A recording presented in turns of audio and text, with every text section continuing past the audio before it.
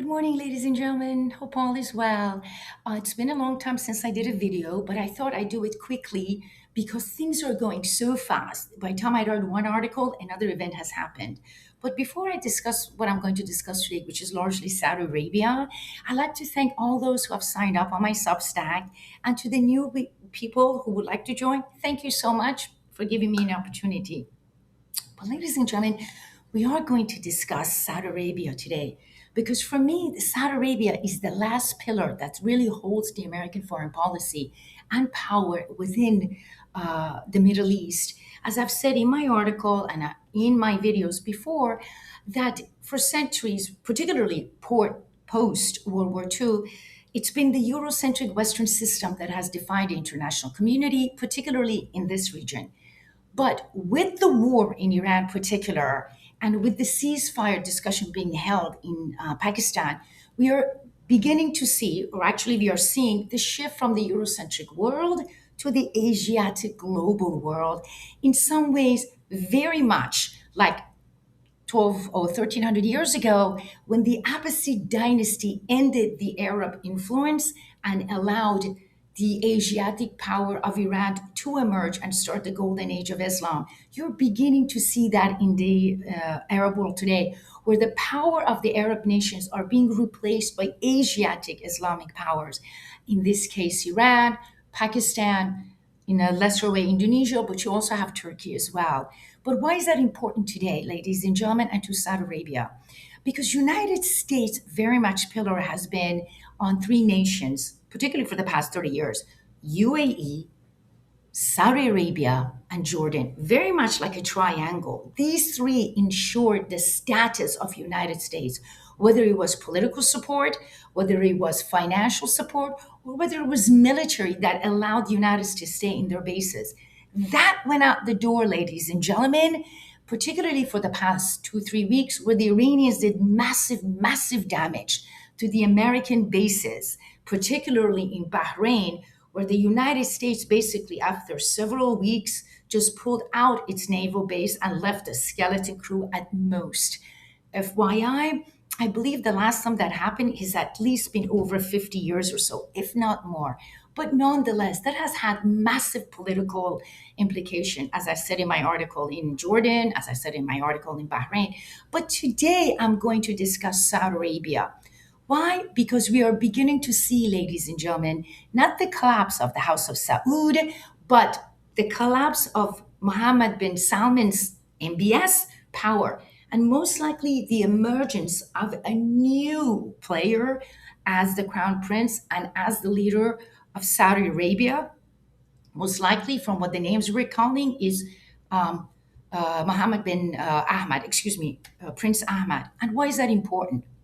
Well, because the reason we are here, because the three entities that have supported the MBS, the military, the tribes, and finally the clerics, have basically told MBS, we asked you to cut the Americans and you didn't. And now we're paying for that. So, for that, ladies and gentlemen, let me just pull you back a little and tell you what I mean. Historically, for thousands of years, even prior to the arrival of Islam, there was a covenant between the king and his people. That covenant was based on a belief that the king would have absolute royalty. I should say loyalty. I apologize for that. In return for that, the king would provide economic support, military support, and political stability. In the past 45 days or so, that is absolutely gone. And so for the three entities that holds this kingdom together, the military, the tribes, and the clergy, all three, particularly the first two, have began to shift away from MBS and in many ways literally just said it's time for you to go. And so how did we get here? About 3 weeks ago or so, if not sooner, the tribes in particular, remember, you have the north, you have the south, you have the east, you have the west, and the central. The northern tribes, the Shamar and the Hawitats, and in this case, the central tribe, which has the Utay Abba, I apologize if I say it wrong, who, by the way, are the arm of the National Guard, came up and started blocking the roads because they were getting hit. Their argument was to the king that you had promised us stability. We have not gotten that. We are getting killed because of Israel, because of US, and because of these bombs. MBS ignored their warning. So what did they did? They started with the north and the central, and eventually they closed up for the past couple of weeks or so completely the borders, whether it's to Jordan, whether it's to Iraq, whether it's to other areas.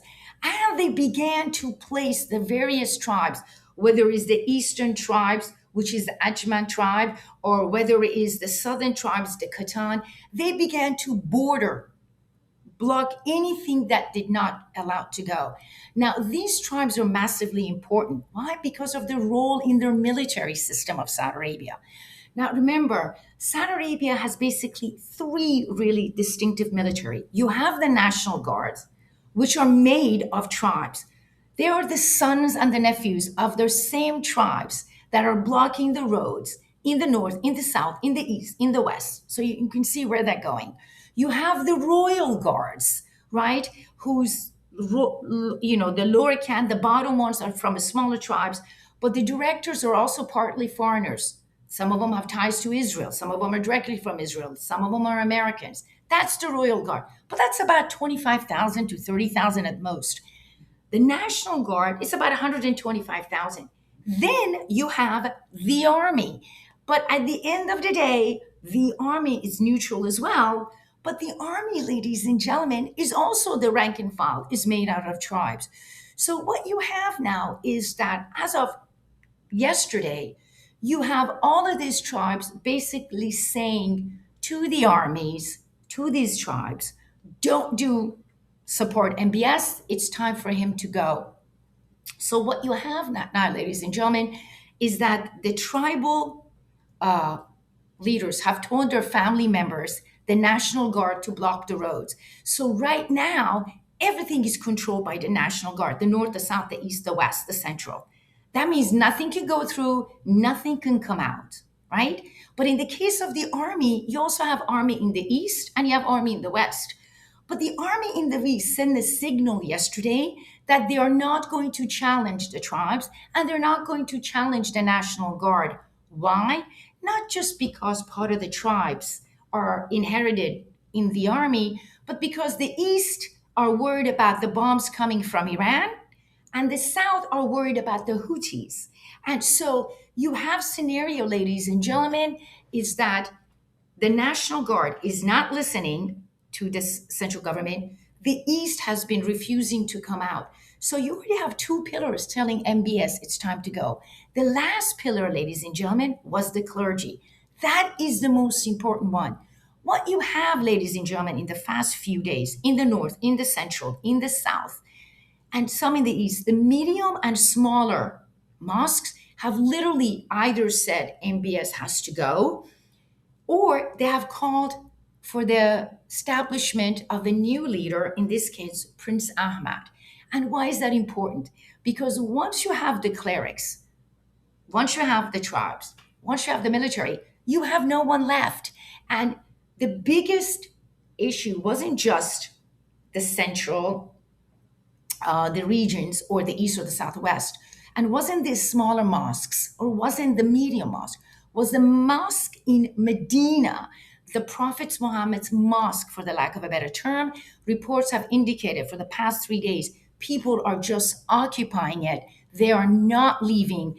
And literally, for the first time yesterday, and I've seen it several times, the Medina mosques are not going according to the standard demand of MBS. They are basically saying, we need a new leader, and they have refused to call the name of MBS. Because, ladies and gentlemen, in the mosque, you literally don't have to say, I want Prince Ahmad, I want MBS to go. It's in a code. When they don't say the prince's name, when they say, may God protect this land, that's an indication that it is time for a new leadership. So now you have MBS, who has lost the National Guard, doesn't have the army in the north, in the south, in the center, in the east, and in the west, he only has Jeddah. He only has royal guard. So the question becomes, ladies and gentlemen, now what? Remember the three pillars: the tribes, the military, and most of the clerics have already sided with the tribes by either not openly supporting MBS or saying it's time for him to go. For United States, that's massively important because the next person that will take over is not going to be pro-US, because the next person that takes over is from the same clan that was beaten up and tortured by MBS with the blessing of United States. So who's going to take over? It's going to be fascinating, but most likely it is Prince Ahmed. And what is also important about that is, what does that mean about the American bases? Remember, the American bases have been severely damaged. They also have no access to supplies because all the roads have been closed. So what you basically see is United States for the past several weeks bringing everything by air.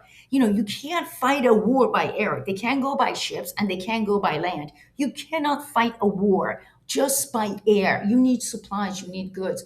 So, in the case of Saudi Arabia, as of this morning, the only region that are supporting MBS, the only, I would say, theological region is Jeddah. The tribes, more than 70% of the massive tribes, whether it's the Hawitat, whether it's the Shamar, whether it's the yeah, have sided against MBS and pushing for Prince Ahmad. The only support he has is the royal guards. But the question becomes, can an army of 25,000 go against 200,000, particularly if they're split? It'll be fascinating to see.